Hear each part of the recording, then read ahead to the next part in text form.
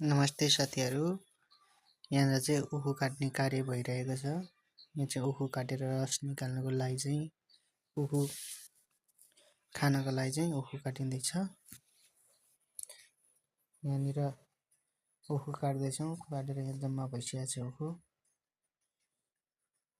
यो भिडियो अन्तिमसम्म हेर्नु होला साथीहरू। यहाँनिर तपाईँहरूलाई यहाँ उखु काटेर उखु के गरिन्छ भनेर त्यो पनि देखाउँदैछु। यहाँनिर उखु काट्ने काम भइरहेको छ। यो भिडियोलाई अन्तिमसम्म हेर्नु, लाइक, कमेन्ट र सब्स्क्राइब गर्न नभुल्नु होला। हेर्नुहोस् त गाइजहरू, एकदमै मिठो रसिलो उखु रहेको छ।